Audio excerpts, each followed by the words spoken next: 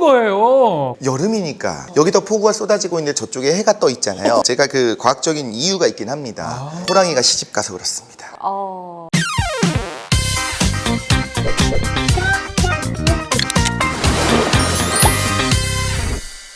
우리에게 꼭 필요한 국회 이야기를 상쾌하고 통쾌하게 풀어드립니다. 국회 상쾌 통쾌! 안녕하십니까. 통쾌남 변호사 박지훈입니다. 안녕하세요. 상쾌한 아나운서 박하윤입니다. 하윤 씨 어제 잘 잤어요? 네, 전 너무 잘 잤어요. 변호사님 잘 주무셨어요? 저는 못 잤습니다. 왜요? 열대야 때문에 아. 잠을 계속 설쳤어요. 맞습니다. 요즘 진짜 많이 네. 더워진 것 같더라고요. 에어컨 틀면 되긴 한데 에어컨을 틀면 더 더워진다 이런 얘기가 있더라고요. 맞아요. 저도 그래서 이걸 틀어야 되나 말아야 되나 저도 이게 고민을 하는데 이게 내가 고민을 한다고 해결이 될 일인가라는 생각도 들지만 네. 너무 더워서 틀게 되더라고요. 그렇죠. 이게 우리나라만의 문제는 아닌 것 같아요. 아, 전 세계적으로 맞습니다. 지금 폭우에 폭염에 네. 난리도 아니라고 해요. 이 난리. 난리. 그래서 저희가 이분을 모셨습니다. 맞습니다. 기후 위기에 대해서 이야기해 줄 이분 대단하신 분입니다. 네. 과학평론가 이독실님 함께합니다. 안녕하십니까? 네, 안녕하세요. 반갑습니다. 저희 시청자분들을 위해서 소개 부탁드릴까요? 네, 안녕하세요. 과학평론가 과학커뮤니케이터 이덕실입니다. 불러주셔서 감사합니다. 저는 뭐 자주 보지만 제가 팬이거든요. 오. 제가 과학이 너무 약해서 네. 과학을 공부를 하려고 보면 과학뿐만 아니라 너무 많이 하세요. 어떻게 불러야 돼요? 방송인? 과학평론가? 과학인? 엔지니어? 과학자? 다 불러주시면 안 돼요? 네, 다 알아요. 수학도 너무 잘하시고. 오. 그냥 독실님, 독실님입니까? 독실님. 귀요미, 미남 귀요미. 뭐 이런 걸로. 귀요미.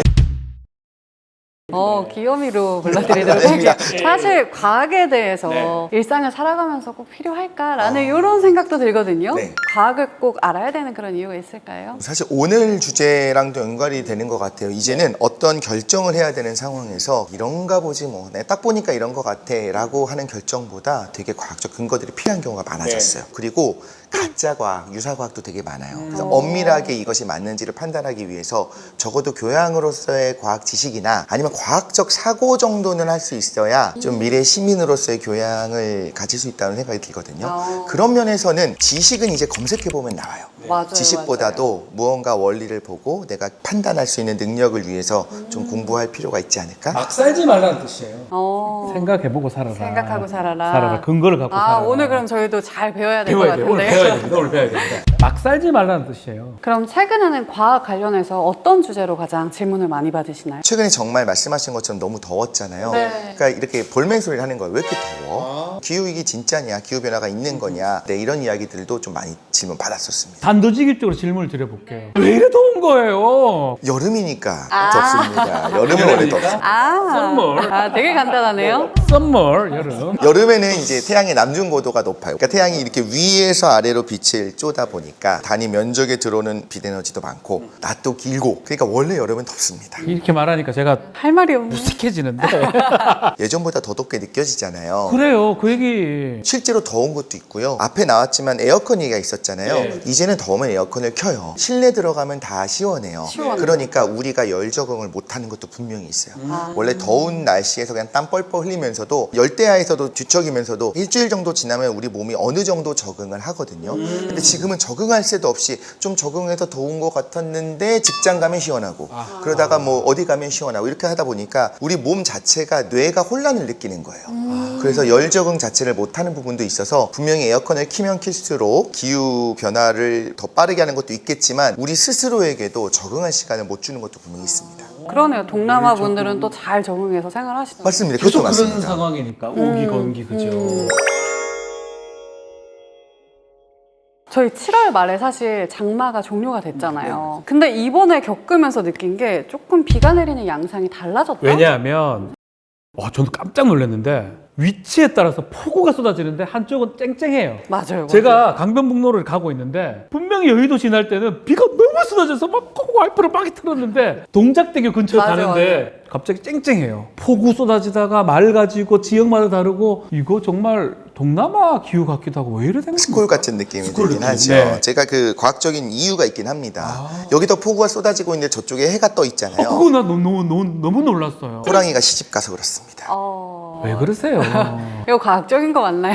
그렇게 얘기하시면 안 되죠. 이제 스콜처럼 느껴지는 부분은 있어요. 저도 그렇게 느끼긴 했는데 사실 엄밀하게 말하자면 좀 양상이 달라요. 이렇게 한 번에 폭우가 쏟아지고 그 다음에 금방 멈추고 하는 게 동남아 여행 갔을 때 많이 겪잖아요. 그래서 이제 스콜이다라고 생각하기도 하는데 그냥 국지성 소나기입니다. 소나기. 그런데 그 소나기가 굉장히 강하게 쏟아지는 이유는 더워서는 사실이에요. 온도가 너무 높다 보니까 여기 있는 수증기들이 다 위로 올라가잖아요. 그런데 온도가 높으면 여기서 더 많은 수증기를 머금을 수가 있어요. 그래서 한 번에 더 많은 수증기를 가지고 있다 보니까 비가 내리기 시작했을 때는 훨씬 더 많은 물이 내려오는 거죠.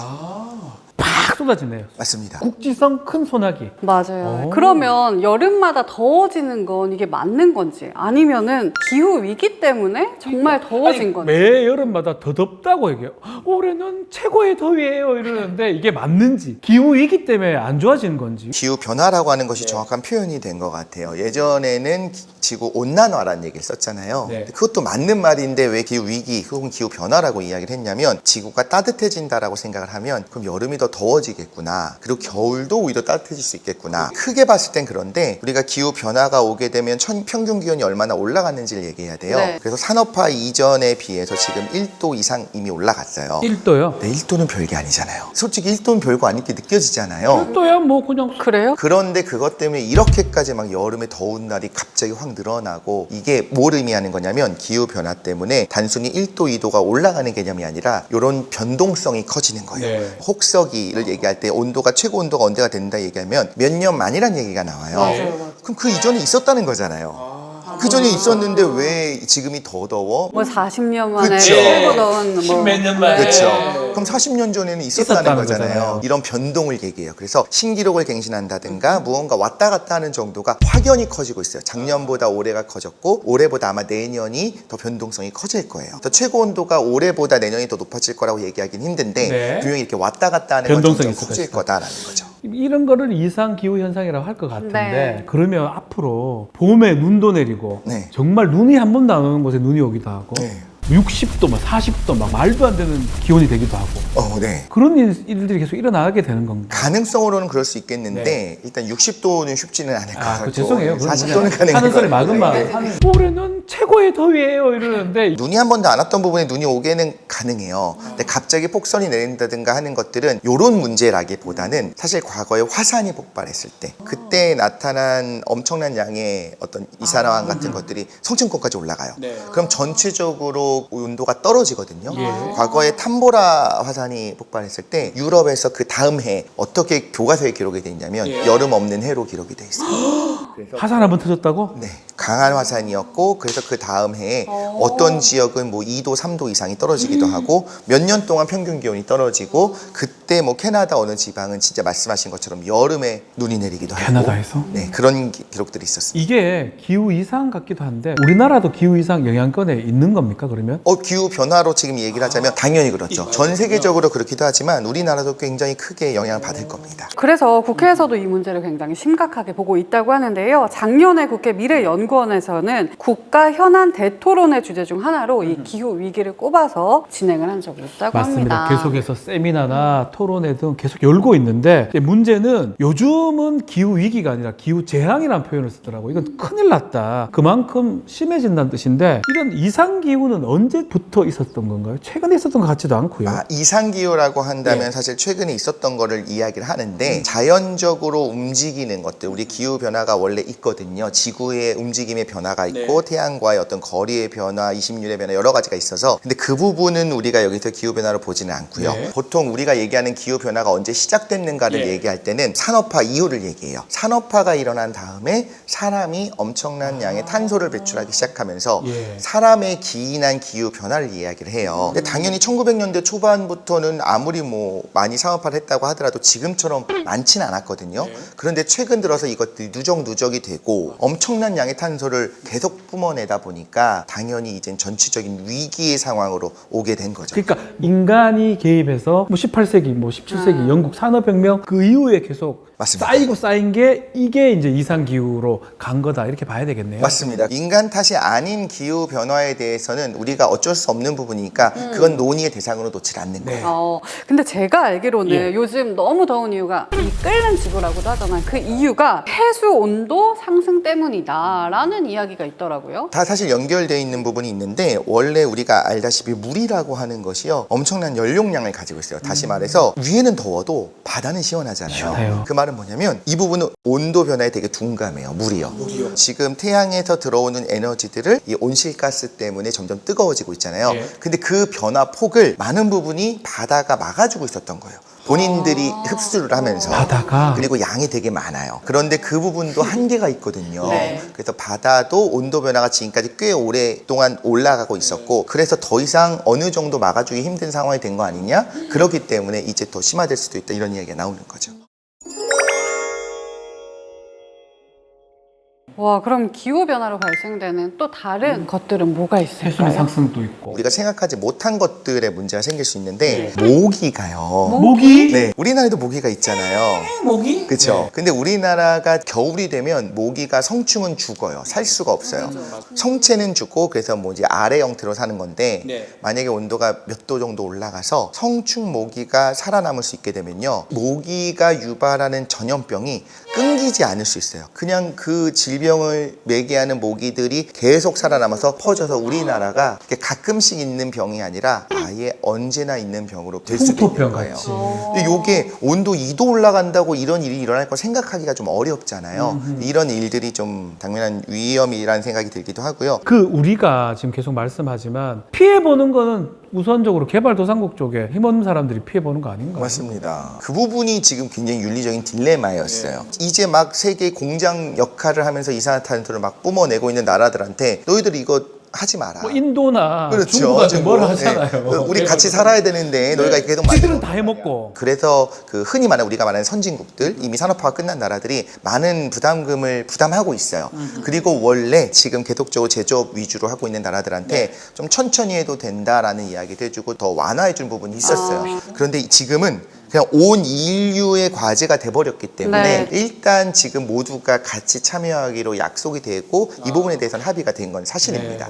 그럼 기후 변화로 인해서 우리의 삶이 변할 수 있고 그러면 또 산업도 바뀔 것 같은데 어떻게 변화가 될까요? 이 부분은 얘기하기 좀 어려운데 정말 많은 분들이 이미 노력을 하고 있어요. 그런데 제가 단적으로 뭐라고 말씀드리기 힘든데 위기로서 말씀을 드리자면요. 반도체는 반도체가 무슨 변화가 있겠나라는 생각이 들잖아요. 네. 어차피 클린룸 안에서 에어컨 다 틀어놓고 그 안에 들어가잖아요. 그런데 만약에 먼지가 많아지는 상황이 뭐 황사가 심해지는 상황이 왔었다. 비가 너무 많이 내리는 상황이 있었다라고 했을 때 불량률이 생각보다 올라갈 수가 있어요. 먼지가 껴서 물습기가 차서. 그렇죠. 이 부분도 그냥 적당한 수준은 당연히 감내할 수가 있는데 네. 기후 위기가 심해졌을 때 가장 안전해야 된다고 했었던 원자력 발전소조차도 동일본 대지진 당시에 침수가 돼갖고 사고가 지금까지 났었잖아요. 난리지. 그렇습니다. 그런 걸 생각을 해본다면 기후 위기라고 하는 온도 변화는 기후의 변동을 가져오고 그 변동이 일상화가 되게 되면 산업 구조가 바뀌어서 첨단 산업에도 분명히 영향을 줄 거라는 거예요. 그러니까 1차 산업만 문제가 되는 게 아니구나. 농업뿐만 아니라 아무 문제 없을 것 같은데도 반도체까지도. 그런 산업도 문제가 네. 생길 수 있다. 불량률이 높아지는 거고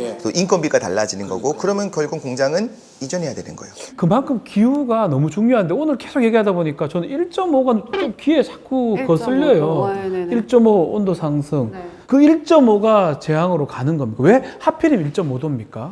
의미가 있어서 그래요. 처음에 그 1.5도를 이야기했던 건 사실 2도에서 시작을 했었어요. 70년대부터 이제 연구 보고서들이 나오기 시작하면서 산업화 이전에 비해서 만약에 2도 이상 올라가게 되면 그게 티핑 포인트가 돼서 이 변동폭이 너무 커지고 가속화될 수 있다는 이야기가 나온 거예요. 그러다가 계속적으로 이제 이거에 대해서 인류의 노력들이 시작된 거죠. 그래서 당사국 총회가 열리게 되고 IPCC 보고서가 계속 나오는데 이 과정에서 오히려 1.5도로 줄였습니다.